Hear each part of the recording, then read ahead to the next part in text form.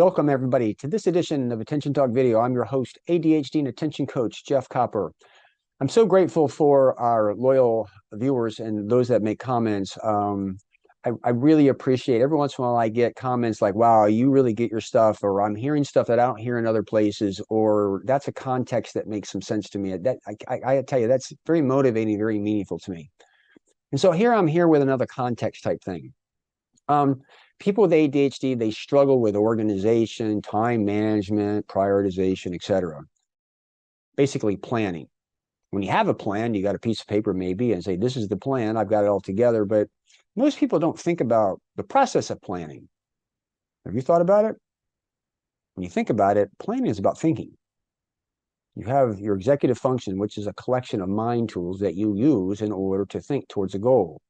Now, ADHD is not so much a deficit of attention, but more an executive function impairment. Put differently, thinking inside your head is impaired. Yes, it's impaired. Why do you think we talk about putting list downs and doing stuff all over the place? Well, it's because your thinking inside your head is impaired. That's why most things point to that direction. But the process of thinking, most people with ADHD don't think about, I need a thinking partner. I need a planning partner. I need somebody to help me think through this. You might be surprised about this, but ADHD is really much more of a thinking challenge than you think. When thinking is really, really difficult, it's uncomfortable.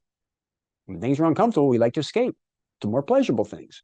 So the idea here really is, if you're struggling with planning, struggling with thinking, think about how to make thinking easier.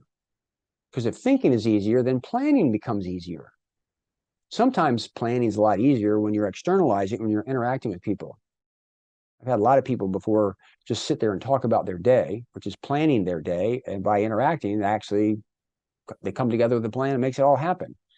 So my point really here is most people don't really think of this as a thinking process. But if you begin to look at it in that view and say, I'm having a hard time planning, I'm having a hard time with thinking, how can I make thinking easier?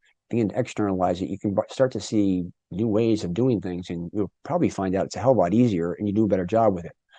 There's kind of no getting around it, like when you think about it. Anyway, if you're new to our channel, please hit the subscribe button. For our regular viewers, what do you think of that? Does that make some sense to you? What do you do to make thinking easier?